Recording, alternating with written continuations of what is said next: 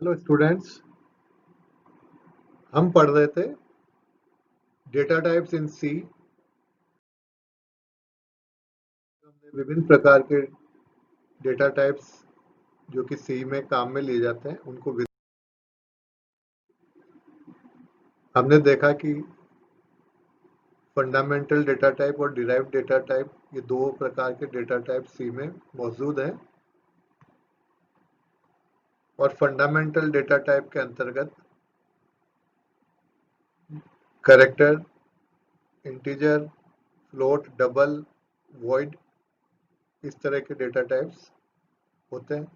Derived data types के अंतर्गत built in और यूजर डिफाइंड, और बिल्ट इन के अंदर एरे, फंक्शंस, पॉइंटर्स आते हैं, और यूजर डिफाइंड डेटा टाइप के अंतर्गत स्ट्रक्चर और यूनियंस आते हैं।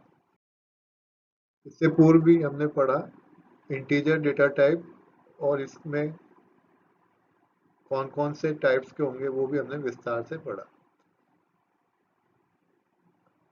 हम संक्षेप में अभी एक बार रिवाइज कर लेते हैं कि इंट अथवा साइंड इंट, और ये हमने कुछ उदाहरण दिए कि कैसे कोई आइडेंटिफायर नम को इंटीजर टाइप का अथवा साइंड इंट टाइप का डिक्लेयर करेंगे। तो साइंड इंट नम अथवा इंट नम। अगर हमने साइंड नहीं भी लिखा तो बाय डिफॉल्ट जो इंट नम है वो साइंड डेटा टाइप का होगा। Unsigned int, short signed short अथवा साइंड शॉर्ट इंट।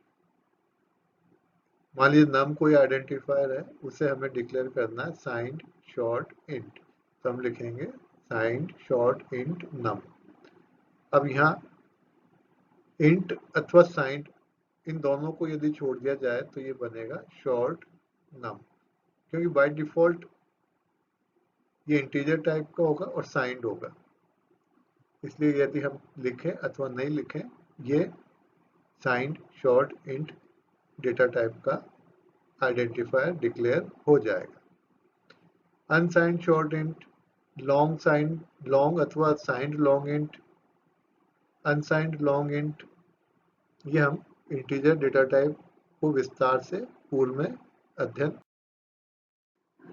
यदि कोई फ्रैक्शनल डेटा अर्थात ऐसा डेटा जो कि रियल टाइप का है विद डेसिमल पॉइंट है, तो उसके लिए फ्लोट, डबल और लॉन्ग डबल।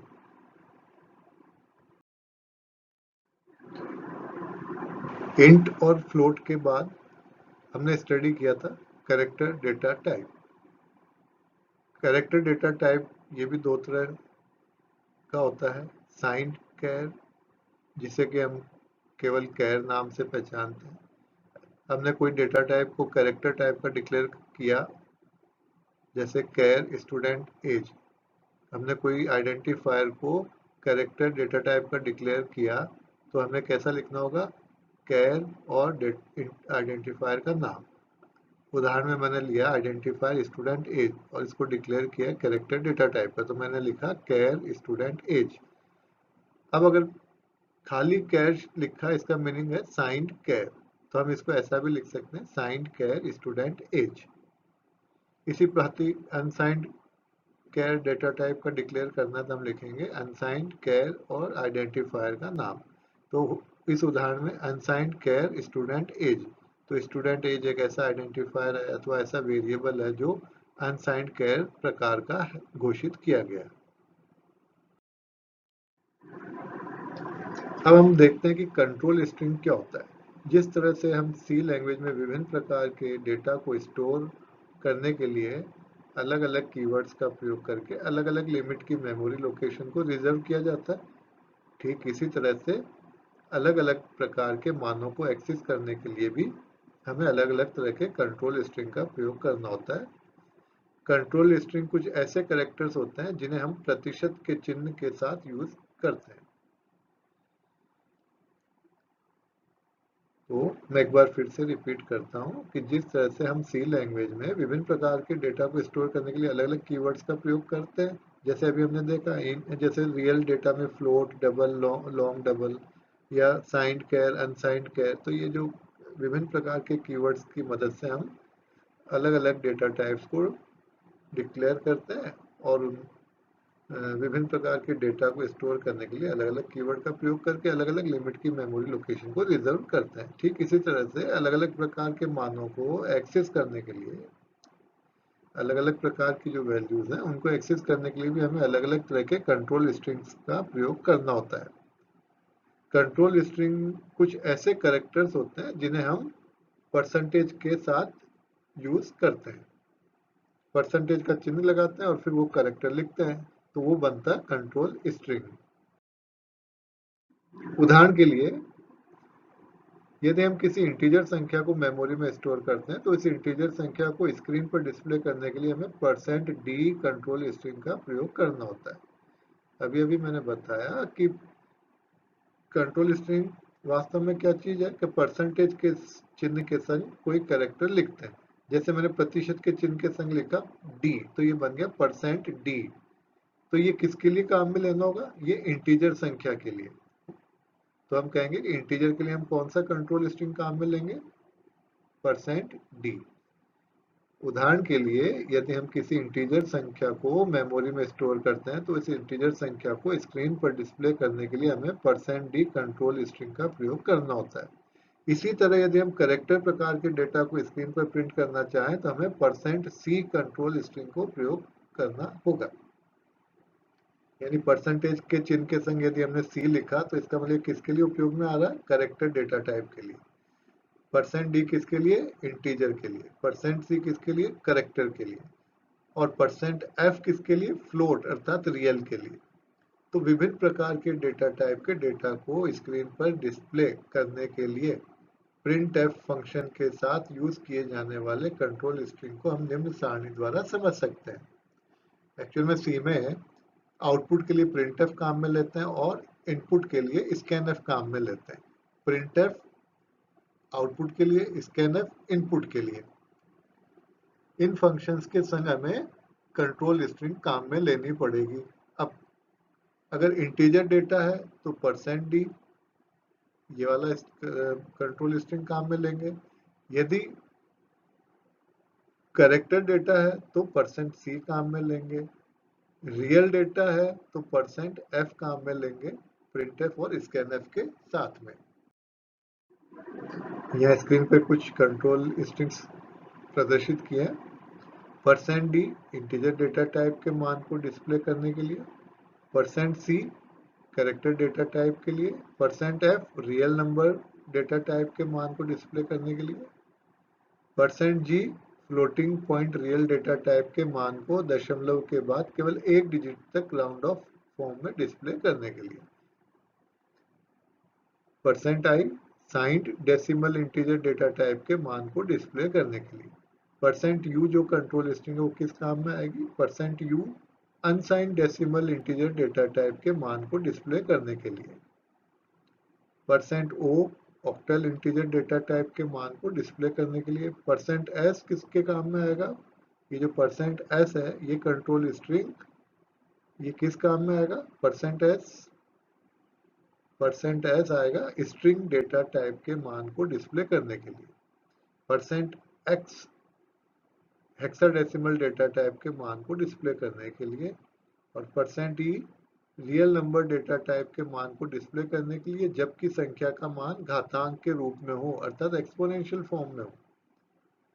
तो अभी आरंभिक रूप में हमें ये ध्यान रखना, %d for integer, %c for real, %c for character, %f for real, %u for unsigned integer,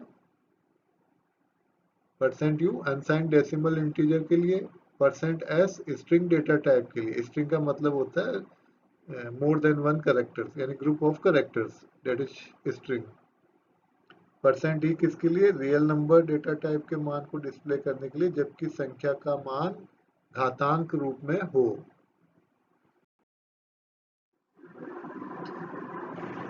data type के मानों को एक्सेस करने के लिए हमें विभिन्न प्रकार के कंट्रोल स्ट्रिंग्स का प्रयोग करना पड़ता है। किस प्रकार के आइडेंटिफायर को एक्सेस करने के लिए किस कंट्रोल स्ट्रिंग को यूज करना चाहिए, इस बात की जानकारी निम्न सारणी द्वारा प्राप्त की जा सकती है। साइंड कैर डेटा टाइप है, कोई साइंड कैर या अनसाइंड कैर तो उसके लिए %c। अभी हमने पिछली स्क्रीन पे भी देखा था कैरेक्टर के लिए %c। अब चाहे वो साइंड कैर है अथवा अनसाइंड कैर है, दोनों के लिए हम क्या काम में लेंगे, %c।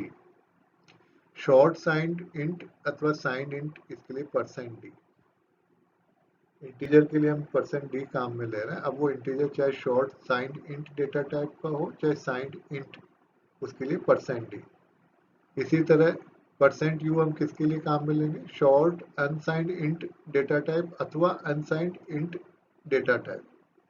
लॉन्ग साइंड इंट के लिए हम काम में लेंगे %ld, लॉन्ग साइंड इंट। इसी तरह लॉन्ग अनसाइंड इंट के लिए %lu, फ्लोट के लिए %f अथवा %e, डबल के लिए %lf अथवा %le, लॉन्ग डबल के लिए कैपिटल का L और F अथवा कैपिटल का L और E। तो ये विभिन्न प्रकार के कंट्रोल स्ट्रिंग्स यहाँ प्रदर्शित है और ये किस प्रकार के डेटा टाइप के लिए काम में आएंगे वो इनके सामने लिखे गए। तो साइंड कैर अथवा अनसाइंड कैर अर्थात कैरेक्टर टाइप का डेटा टाइप है तो उसके लिए %c। इंटीजर के लिए %d, लेकिन वो इंटीजर चाहे शॉर्ट साइंड हो अथवा साइंड हो। इसी तरह शॉर्ट अनसाइंड इंट और अनसाइंड इंट के लिए %u, लॉन्ग साइंड इंट के लिए %ld, लॉन्ग अनसाइंड इंट के लिए %lu। अब रियल डेटा चाहे फ्लोट डबल अथवा लॉन्ग डबल, उनके लिए क्रमशः %f, %lf, कैपिटल का LF, और अगर चर घातांक के रूप में है तो %e, %le, कैपिटल का LE। ई को आप यूँ याद रख सकते हैं एक्सपोनेंशियल के रूप में। तो फ्लोट डबल अथवा लॉन्ग डबल टाइप के मानों को यदि नॉर्मल फॉर्म में डिस्प्ले करना हो तो क्रमशः %f, %lf या कैपिटल का LF कंट्रोल स्ट्रिंग का प्रयोग करते हैं। जबकि यदि इनके मानों को घातांक रूप में डिस्प्ले करना हो तो इनके लिए हमें क्रमशः %e, %le, कैपिटल का L लिखेंगे और E, capital LE control string का प्रयोग करना होता है। यहाँ E को याद रखना हो तो हम कह सकते हैं एक्सपोनेंशियल अर्थात घातांक। तो स्टूडेंट्स, आज हमने विभिन्न प्रकार के डेटा टाइप्स और इनके लिए प्रिंटफ और स्कैनफ के साथ में जब काम में लेंगे तो कौन सा कंट्रोल स्ट्रिंग काम में लेंगे वो हमने विस्तार से पढ़ा। तो कंट्रोल स्ट्रिंग मुख्य रूप से आपको ये ध्यान रखना है, इंटीजर के लिए %d, कैरेक्टर के लिए %c, रियल के लिए %f, और अन्य जो है वो हमने विस्तार से अभी अभी अध्ययन किया है। लेकिन शुरुआत में जब हम प्रोग्राम लिखेंगे तो हमें इंटीजर के लिए %d, कैरेक्टर के लिए %c और रियल के लिए %f हम आरंभिक रूप में शुरुआत में इनका प्रयोग करके प्रोग्राम लिखेंगे। Thank you students.